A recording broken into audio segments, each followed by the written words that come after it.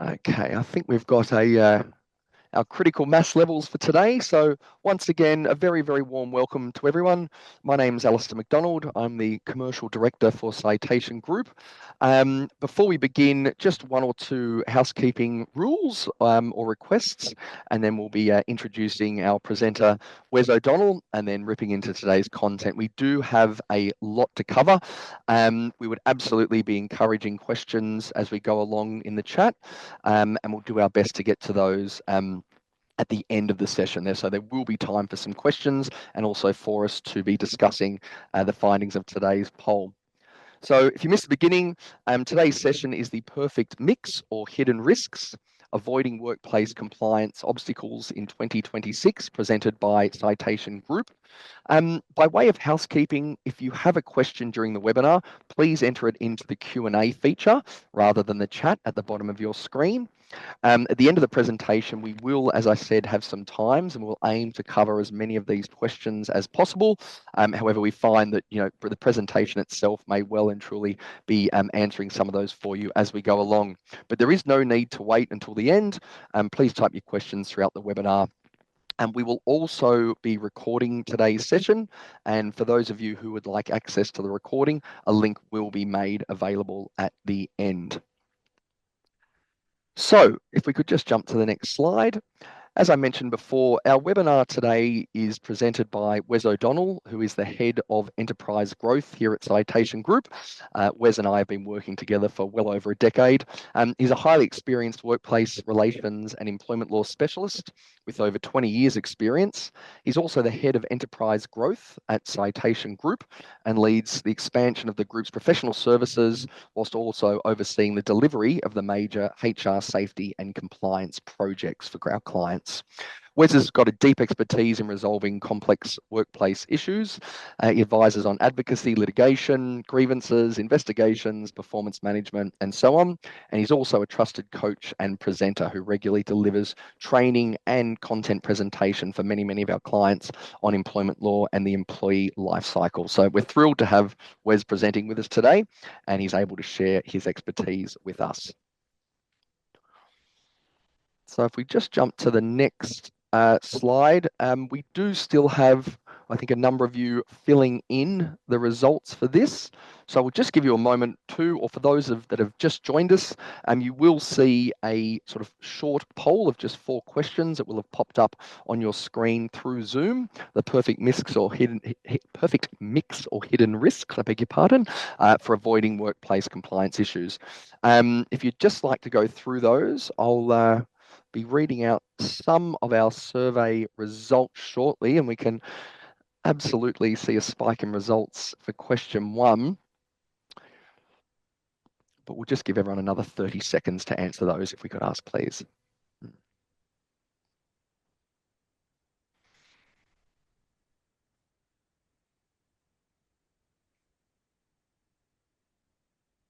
Okay, so before I hand to Wes to talk us through the agenda, we've seen some results here that I think would probably mirror the findings of our telephone advisory team over the last 6 months or so.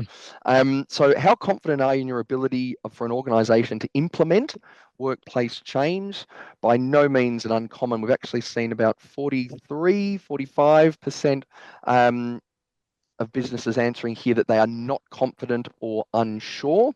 We do find that compliance and knowing one's, I guess, blind spots versus actually being able to implement solutions and address them are 2 separate sides of a coin, but certainly something, I guess, consistent with what we're seeing from our advisory team. Question 2, which of these areas is your biggest current challenge? So it looks like number 1 by a fair margin is managing workplace flexibility. Obviously a big challenge for businesses, particularly since COVID.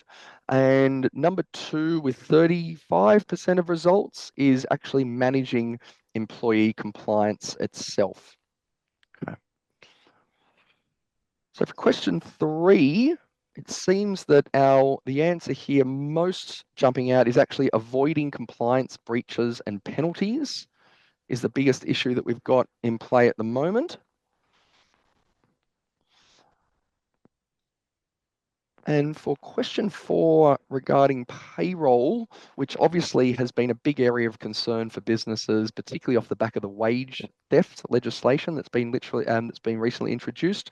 So pretty pleasing. We've got about 60% of businesses saying technology is partially integrated, and it looks like about a third have completely separate systems, which of course can present some challenges, but we'll be talking through those in more detail. So we'll revisit some of those polls at the end if they have changed, just to give people more time to complete those.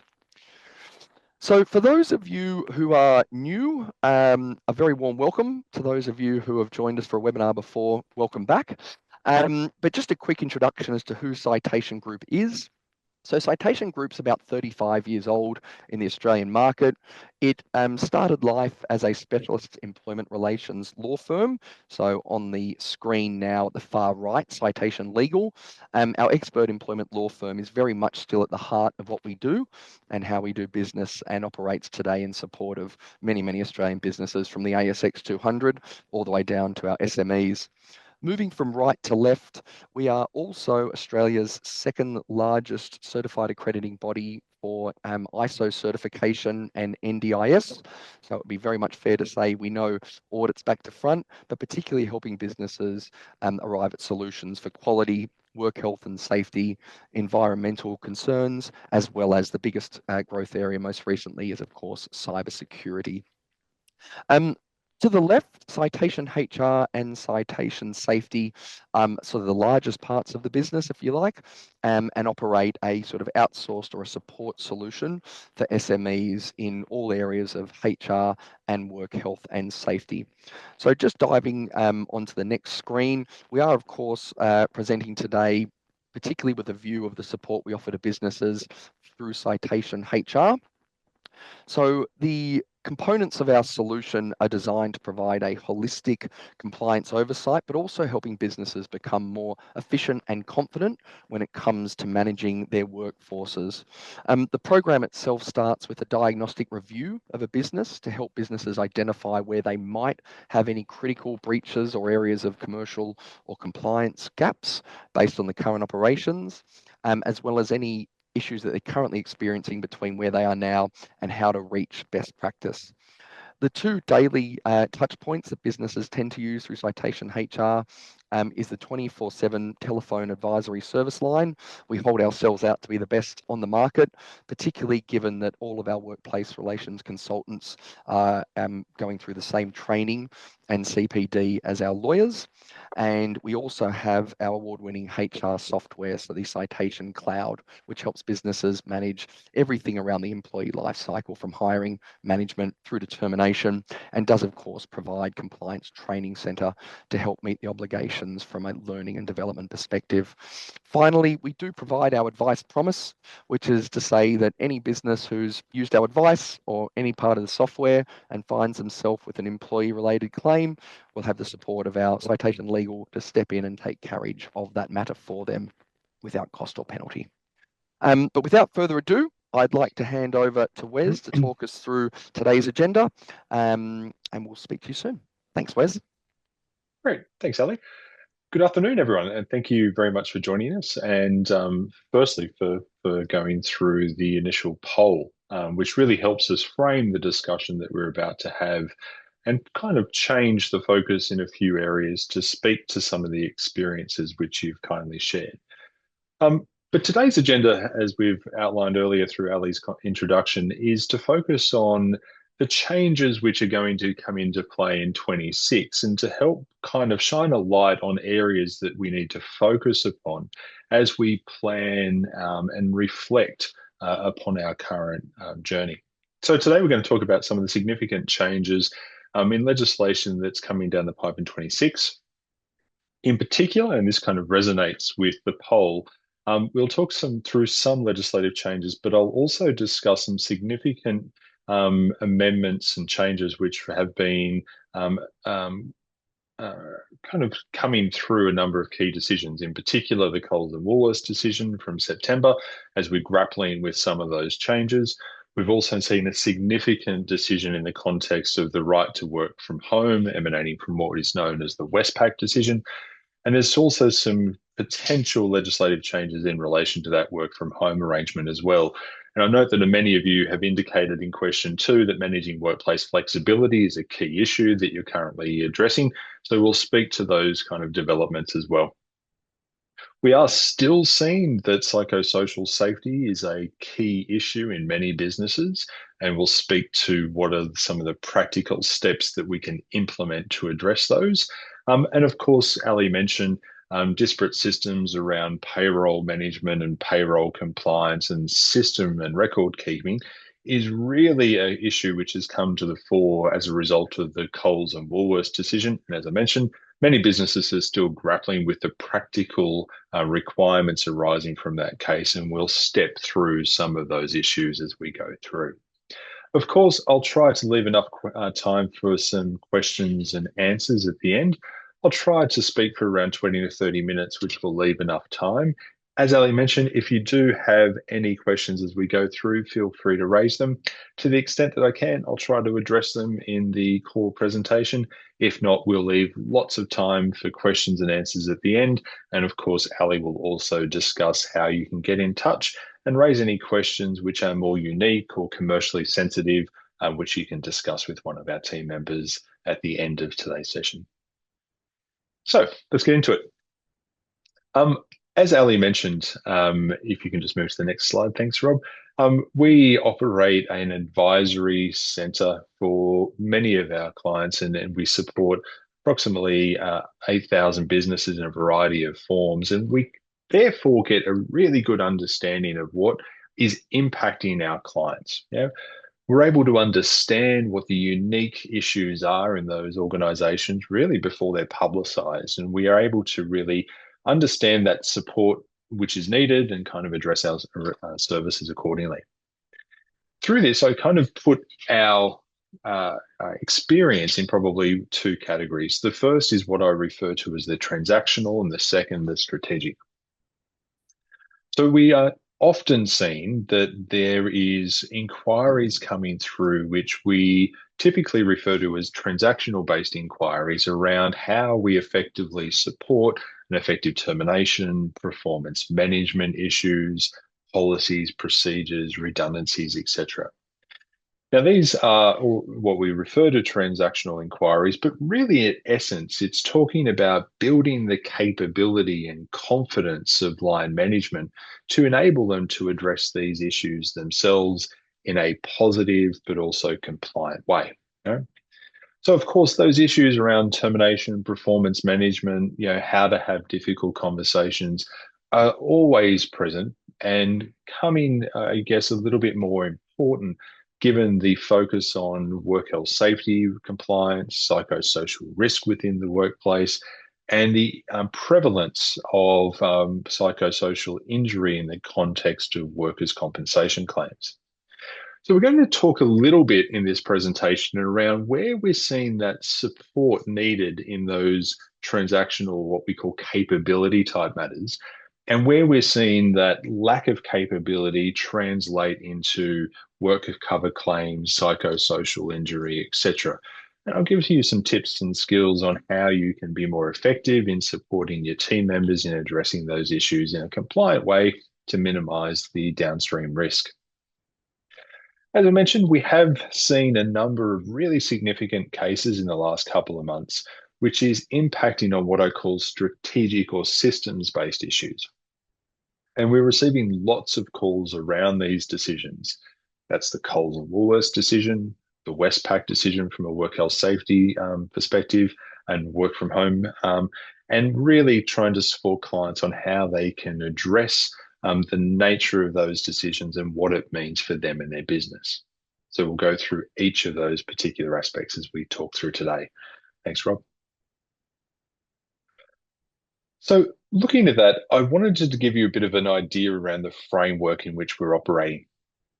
Now, a lot of clients, when they're calling through and we're supporting them, we talk about this issue of compliance, and the need to be compliant.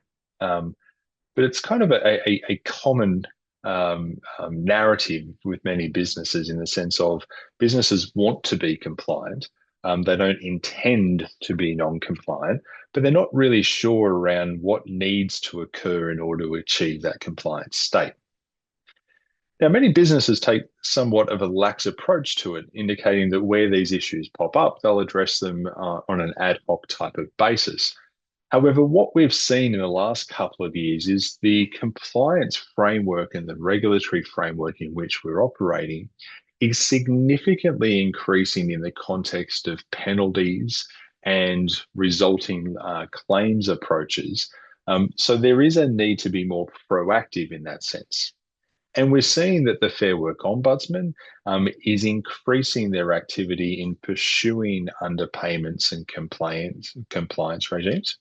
We've seen from their recent report that they've been successful in recovering 473 million in underpayments in the last financial year, which is a huge amount given the amount of focus and energy and resources and education which the regulator distributes regularly to support an employer's understanding of the compliance framework. We're also seeing a really significant increase in the number of mental health issues in the workplace. And we're seeing that in the most recent data that I've seen, work health safety issues in a local level amounts to approximately 12% amounts to mental illness issues. If we look to see how that translates into workers' compensation claims, we're seeing in Victoria at least, 2/3 of workers' comp claims in Victoria are arising from or associated with psychosocial injury or mental illness arising from workplace issues. Now, that's really significant when we think about the way in which those persons are rehabilitated and returned to work. And data suggests that those which are experiencing psychosocial injury or mental health issues are 5 times longer to migrate back into the workplace and recover than a physical injury. Now, that's really important in a number of respects. Firstly, all businesses have a direct legal obligation now to identify and minimize psychosocial risk in the workplace. Okay? That's a obligation which has been in legislation for some time now. And we're seeing that the percentage of mental health injuries in the workplace is increasing. And that kind of suggests that either employees are becoming more aware of mental health rights and the ability to raise them in the workplace context, or it also suggests that employers have some work to do in identifying and closing out those gaps and risks at a local level. We're also seeing that it is significantly longer and more complex to return an injured employee with mental illness back into the workplace. So there's a very significant direct cost associated with that. So the data certainly suggests that the legislative framework in which we're operating is becoming more complex, but also the ramifications of not complying with some of these critical areas is having a very direct impact on businesses. Thank you. Next slide. So, 3 compliance drivers that I wish to talk about, and we'll get into these in a little bit in detail in a moment. But in essence, what I would like to focus on is some issues, firstly, in relation to the criminalisation of wage theft.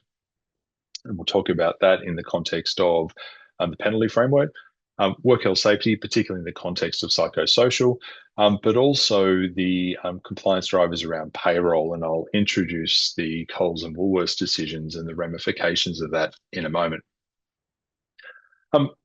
Firstly, we have talked about the concept of criminalisation of wage theft for some time. Yeah? This is legislation which was introduced earlier in the year, which introduced criminal penalties for those which are willfully underpaying individuals. Now, the extent to which this will impact or apply to many businesses is probably limited, given that the legislation refers to willful underpayment of individuals. And I would like to think that Most businesses are not willfully underpaying their employees, but any form of underpayment issue arises from some form of error or oversight. What it does do, however, is it's placed a clear focus upon payroll compliance and systems compliance within businesses.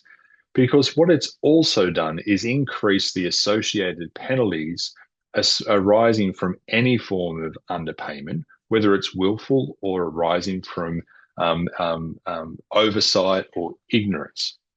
And those penalties have increased significantly, both at an organizational level, but also at those individuals which have been involved in any of that contravention. So, what we've seen is not necessarily prosecution associated with the criminal penalty regime, but rather a clear governance approach that many businesses are taking to ensure that their systems and processes are robust, to ensure that they are initially best practice and also implemented in a way which is aligned with the obligations of the Fair Work regulations and identifies issues in a proactive way when they occur. So what we're seeing and we're supporting many, many businesses with is as a result of these new wage theft legislation is the governance reviews and the systems reviews that are implemented by boards and organizations to ensure that their practices are robust. Yeah. For those of you that are on the call that haven't done that yet, or your board or directors have not indicated that's a process which needs to be done, I'd be suggesting that you really need to understand the framework of that criminal wage theft legislation and the penalty regime to understand the benefit that will be derived from that kind of review. The next driver that we're currently seeing is in the context of work health safety legislation. We are now seeing that there is direct obligations upon all employers to undertake a risk assessment associated with psychosocial hazards. Okay. Now, whilst this has been in somewhat included in legislation previously in the context of workplace injuries, there's now a direct obligation associated with psychosocial hazards within the workplace and an obligation to identify those particular risks and implement control measures designed to minimize or avoid those risks should they occur. Why is this an issue? It's an issue because we're seeing the increased prevalence of mental health issues in the workplace and an increased prevalence of those injuries from the context of workers' comp claims. Where we're seeing problems from a compliance and a regulator perspective is where those claims arise. The regulator is requesting the production of evidence from those companies to satisfy the regulator that companies have complied with their obligation to consider psychosocial hazards within the workplace and implement appropriate measures to minimize or avoid those risks. Now, in the context of any business which is unable to produce those work health safety systems or provide evidence to satisfy the regulator that you've complied with your statutory duty, well, then significant difficulties arise in that context. So I would suggest we don't know when injuries are going to occur in the workplace. We don't know the form of those injuries when they do occur. I'd be suggesting that there is very much a need to undertake that process and document it within your work health safety systems. Now, there's not a need to do it all at once, but there is a need to undertake it in a structured way and to at least demonstrate that that process is in train within your work health safety systems. The last compliance driver that I want to focus on, which we'll talk a little bit in the context of work health, the payroll section, is payroll enforcement. We have obviously a great deal of focus in this area. We've mentioned previously that the Fair Work Ombudsman has recovered over 400 million in underpayments in the past financial year. But we've also seen, as I've referred to repeatedly, the Coles and Woolworths decision in September. Now, I'll just briefly stop there to talk about that, if I may, because it will flow through a lot of the presentation. In short, Coles and Woolworths were prosecuted by the Fair Work Ombudsman who asserted a couple of things. And this is in the context of employees who were paid a regular salary by those employers. Now, many employers incorrectly believe that those which are paid a salary is in a category of being set and forget, that we don't have to worry about, underpinning modern awards. We don't have to worry about record keeping because effectively they're paid a salary, which is above the minimum. And we have a contract which has what we call a set-off provision. Now, this particular decision focused on those areas, and a couple of key outcomes arose. The first is that the federal court indicated that the offset clause could not be used to satisfy minimum entitlements over an extended period, such as a month or a year. The offset clause can only be used to offset entitlements in that pay period. What that effectively means is that we cannot use an offset clause now as a result of this decision, which is a long-held view of the Ombudsman, to average out entitlements over an extended period, such as a month, such as a year, where you are payrolling people in a reduced timeframe. Practical example, we are rostering and paying people weekly. Therefore, we can't average out a person's entitlements over a month or a year through the operation of the offset clause. It effectively means that we are obligated to ensure that every employee in that pay period receives at least the minimum entitlements that they otherwise should have received under the modern award or enterprise agreement. That was different to the circumstance of Coles and Woolworths, but also different to many employers which held the view that as long as an employee was better off in a month or a year, then it's okay. The second issue is that the Fair Work regulations requires that all employers keep detailed records of a variety of things, including when an employee commenced working overtime and ceased working overtime on any given day. The Fair Work regulations requires that data to be maintained in a readily accessible format.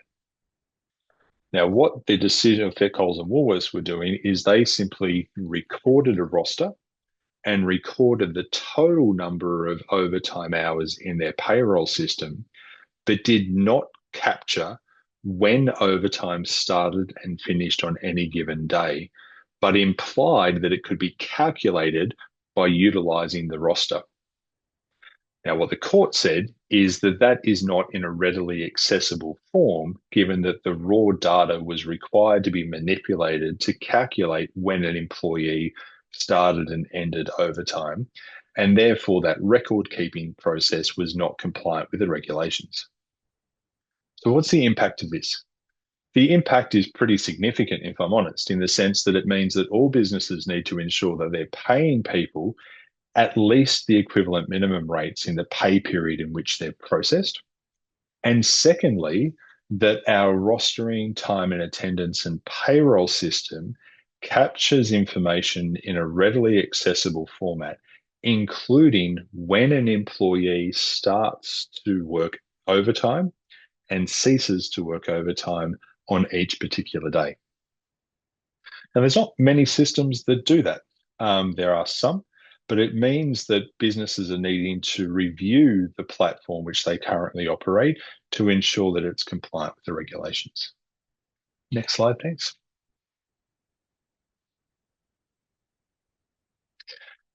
So again, getting to that I guess separation of transactional versus strategic.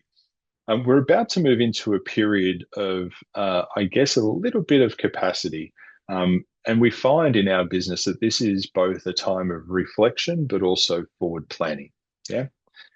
Businesses often use this extra capacity and downtime in December and January to start reflecting upon their experience in 25. And I'd encourage you to think about that in the context of these developments that we just spoke about, but also to start planning from a strategic perspective around what do we need to do to assess our current systems and processes and to implement changes over the forward cycle in order to improve our standing and to move us into a position of best practice. Now, I'd encourage you from today's session to really reflect on that and to consider from I guess, a very critical perspective, what have we done in 25? How is our position against these developments, Coles and Woolworths, Westpac decision and other things? What do we need to do in order to improve our standing in 26? And where do we need to lean into experts or external support, such as our team or others, to kind of help us through that journey? Next slide, thanks. So, a couple of tips.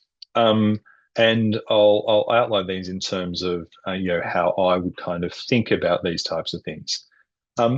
Where I think that we are needing to kind of review, and we're seeing this from a compliance perspective and some risk associated with that, particularly from a payroll perspective, is where are we having risks within our processes and systems?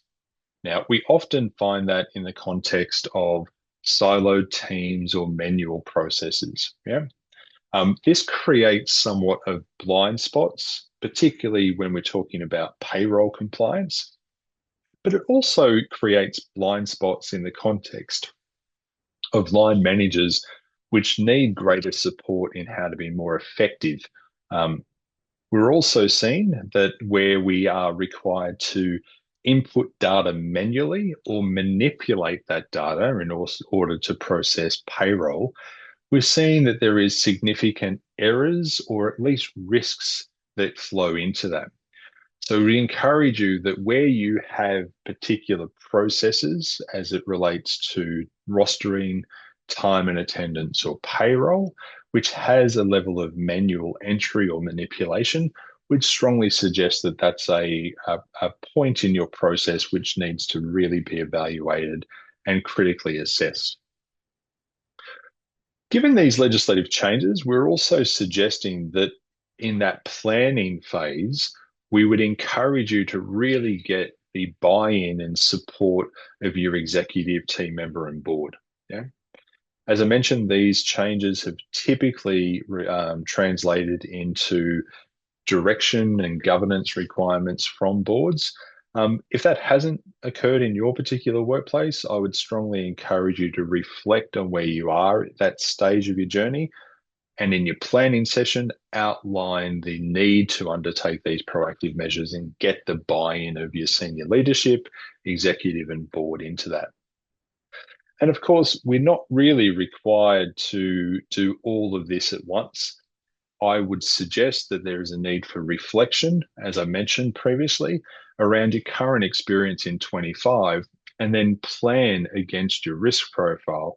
What steps need to be undertaken in 26 to either address an immediate requirement or to satisfy improvements over your current cycle? Now, I'm a big believer that you can't do everything at once, but we need to triage and plan those particular actions. And we're very happy in supporting your understanding of the criticality of those particular actions that are required and where they kind of fit in your forward plan. Next slide. Thanks, Rob. So, couple of things from a payroll efficiency process, and then I'll give you some tips in the context of work health safety, and then we'll leave it in terms of some questions if we may. Okay. One of the things that is really coming out in the conversations that we're having with clients is, as I mentioned, Coles Woolworths decision, payroll issues associated with that. Yeah. I would strongly encourage you all to look at the payroll systems and processes that you have in place to identify where there are any gaps in your systems, either from a duplication perspective. We have a lot of clients that have differing rostering, time and attendance, and payroll platforms, which create some kind of risks associated with that.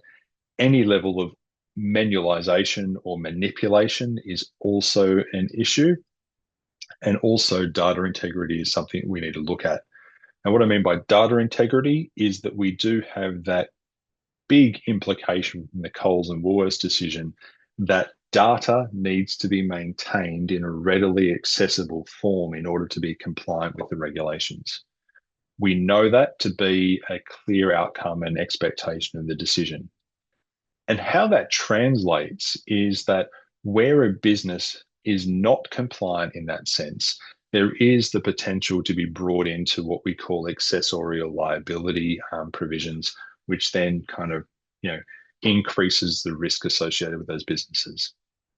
So when we look at that reflection versus planning phase that I'd encourage you to undertake in the next period, as we set ourselves up for success in 26, have a look at transactional, have a look at where those transactional inquiries need some further support to increase the capability of your people leaders.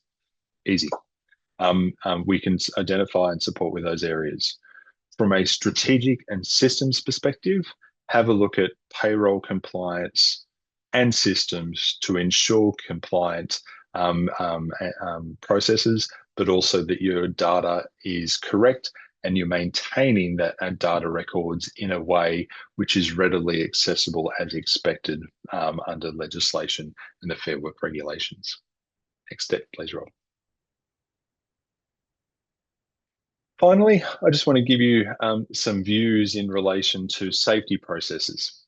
Now, I raised this in a general sense, but I'd strongly encourage you to think of it in the context of psychosocial in particular, given that there is a clear obligation under legislation now to undertake a psychosocial assessment. Yeah. In essence, we talk about a work health safety system and processes being a continual loop, a process by which we evaluate, we assess, we implement, and we continue that process in an ever evolving way to minimize and risk as to the extent that we can, and to improve systems where we identify problems to continue in the process of minimizing that risk exposure. So the first thing I would strongly recommend, as I've outlined previously, is we are operating in a complex workplace environment. There is a clear expectation that we have work health safety systems, and those work health safety systems must ensure that it reflects the steps that you're taking to address risk and minimize it within the workplace. As I mentioned, we are seeing an increase in psychosocial claims, mental health issues associated with the workplace. And where they are arising, we are seeing insurers and the regulator requesting copies of your system to evidence where you've complied with your obligation to assess psychosocial risk and implement solutions. In the absence of that documented evidence, you've failed in your first obligation. Prioritize what needs to be done. We're not suggesting that you need to implement solutions to minimize all risks, but triage those risks. Identify how likely it is that the risk occurs and the significance of that risk should it occur, and that will kind of guide your decision making as to where you allocate resources. Yeah. We would strongly recommend that you continue to implement bespoke and targeted training and reporting to ensure that we are supporting our people's understanding of what needs to be done and we're tracking success. And then be proactive, implement real solutions and then continue that loop. Now, as I mentioned, strong focus on psychosocial safety this year. We are going to see that that's increasing next year. We are seeing increases not only in workers' comp claims, the prevalence of mental illness, but we are seeing the number of stop bullying applications before the Commission and the stop sexual harassment applications before the Commission increasing. So we're going to see that this is a constant process of reflection and attention by the regulator. So that being said, we've gone through lots today. I do want to leave enough time for questions. Before we get to questions, I might just hand over to Ali, who will discuss in short how you can contact our team with any more specific questions or more confidential matters that you may wish to discuss with us, and how we can support you through some of these journeys. Thanks, Ali. Thanks so much, Wes. I think there's a lot to take away from those slides. Rob, if we could just jump to the next one there. So, ladies and gentlemen, we do have a offer that's been made available to today. I think we've touched on a fair number of issues with regards to HR safety and the psychosocial challenges that will be facing businesses both now, but particularly into 2026. We know that the end of the year can be a busy time for a lot of businesses, but it is also a great time to start getting ready for the year ahead. And we do have an offer that is available to actually be utilizing those services now, making a head start, but not actually needing to pay anything until March next year. So if you would like to make use of that or find out some more, or to Wes's point, if you have a question and would like to call our advice line to get a bit more advice, please scan the QR code on the screen now. And just while we do so, we've had an influx of responses to our poll. So I'll just read some of those out before we delve into some specific questions as well. And we will try to get through a number of them. I can see the time's running a bit short. So if we don't get to all of them, please do feel free to call for a complimentary conversation with one of our consultants. But look, as far as question one, how confident are you in your ability as an organisation to implement workplace challenges? Only 15% have said that they are very confident, with the balance all being mildly confident or not confident at all. Which of these areas is your biggest current challenge? 31% of respondees have said new safety and psychosocial issues. I think we saw on one of the earlier slides, it might have been slide 8, I think about the severity of mental health injuries in the workplace taking 5 times longer to return to work and accounting for some 12% of serious injuries at the moment. 18% said aligning systems and data, and the balance was sort of spread across the remaining questions. Question 3, if you could make one thing easier in 2026, what would it be? 36% keeping staff engaged and well supported, 29% reducing admin and manual processes, 14% enhancing line manager capabilities, and the rest spread across the balance. And how well integrated are your HR safety payroll systems today? Only 14% fully integrated, 36% completely separate, and 29% partially integrated. So it has changed a bit since the beginning. But look, you're certainly not alone with your concerns, or I guess these findings reflect a lot of what we see when we're supporting businesses. So if you do feel you need more support, please make use of the offer on the screen and we'd be happy to assist you. Just jumping into some more specific questions now, Wes, if we could. We'll start with the psychosocial one. Sure. Am I correct in understanding that if an employee is deemed to have been subject to overly complex or onerous approval processes to utilize company resources, that this can cause stress and thus be considered a psychosocial hazard? I'm struggling to understand how we would define overly onerous. Yes. But in short, yes, is the answer, that it may give rise to a mental illness and therefore a workers' compensation liability. In essence, any workplace practice which impacts upon a person's well-being is a compensationable injury under workers' compensation legislation, except where that injury arises from reasonable management practices performed in a reasonable way.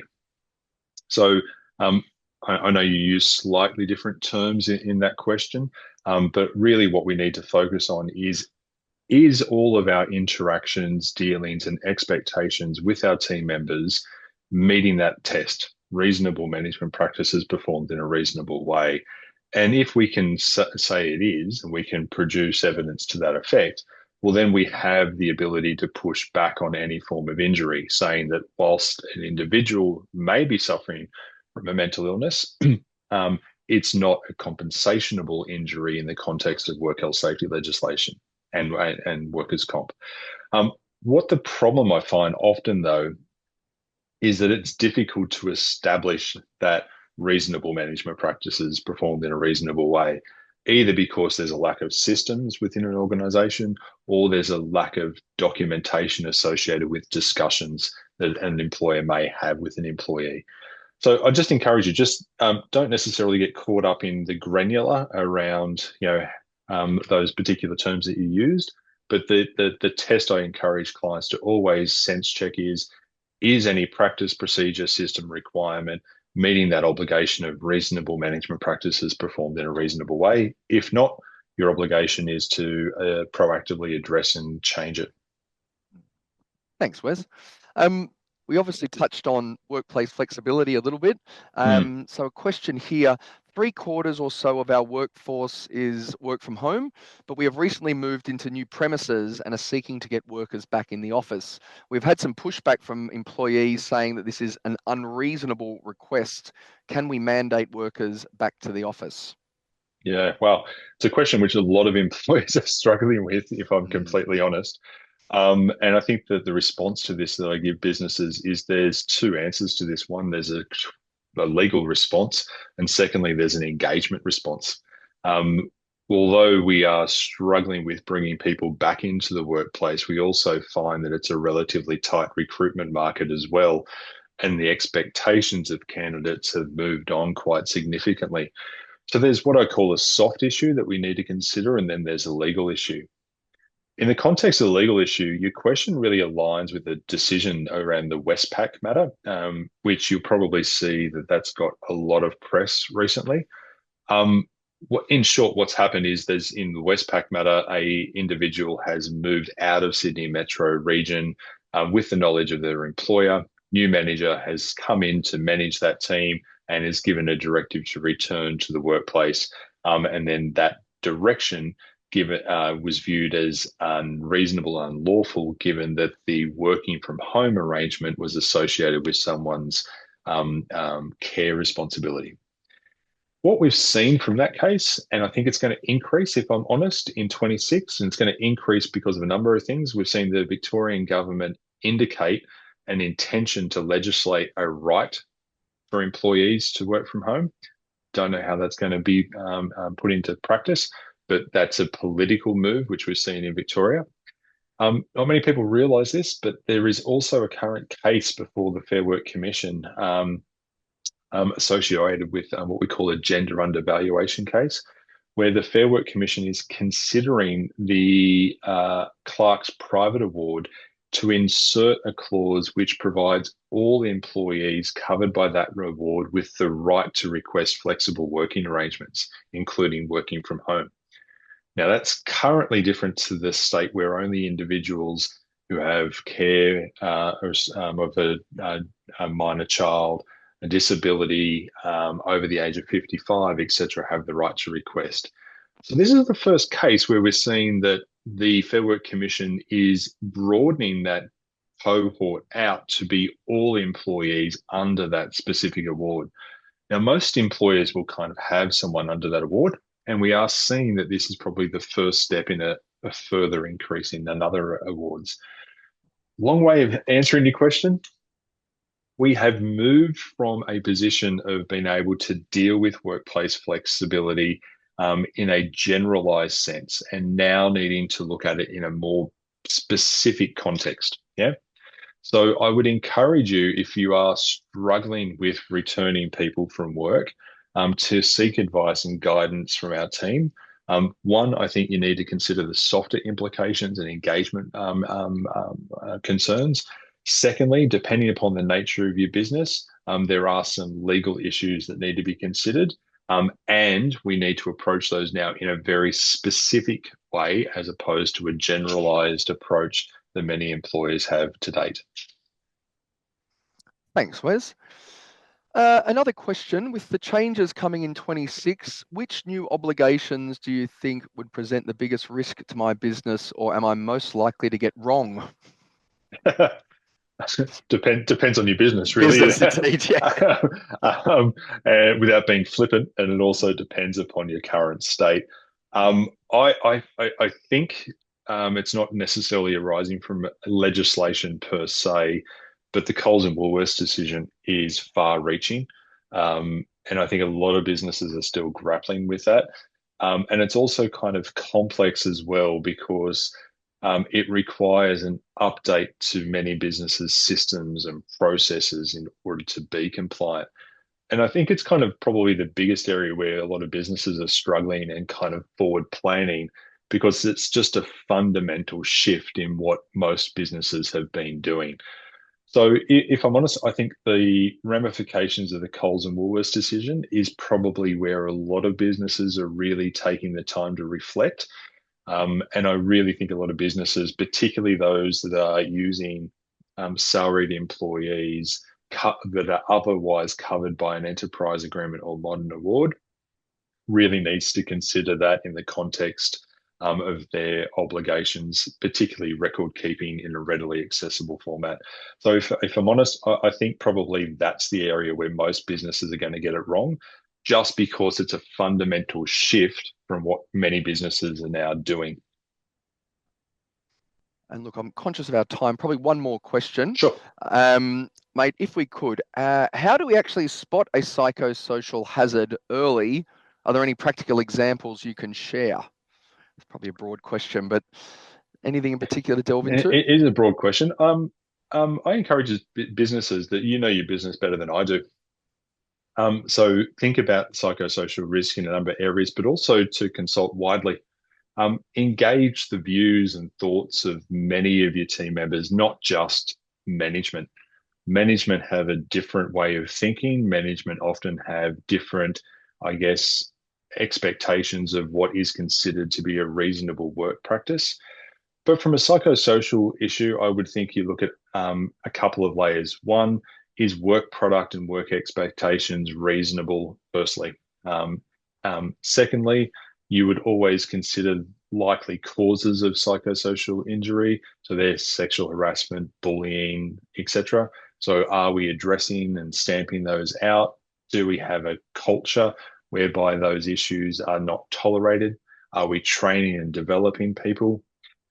Also, think about the capability of your team leaders to address two things. One, how they instruct and manage people, and that whole reasonable management practices performed in a reasonable way. We need to increase the capability and confidence of our team members, but also encourage them to call out in a timely way any particular individual who may be struggling so we can manage it proactively. So I think if you do all of that, we will understand our business model, our actions, our systems, which may give rise to risk, unreasonable work product, unreasonable demands, unreasonable expectations, whether there's inherent cultural pockets of culture of bullying, harassment, intimidation, sexual harassment. And secondly, look at where do we have managers that may have capability issues that we need to support and upskill in being more effective in their people management responsibilities. And I think if you start there, you're going to get a pretty good sense quickly around where some of your risk pockets lie and what you can do to increase capability or change the culture set in those areas to minimize the prevalence of that psychosocial risk. Brilliant. Wes, we might leave it there. Thank you very much for your insights and the practical tips there. Ladies and gentlemen, once again, thank you for giving up your lunch hour to join us. We will be making a recording of this webinar available. I do apologise, we didn't get through all of the questions, but if you do want to follow those up, please reach out on the advice line number and we'll be happy to have a chat to you through those. But other than that, we'll leave it there and we'll wish everyone a nice day. Thanking you. Thanks, everyone.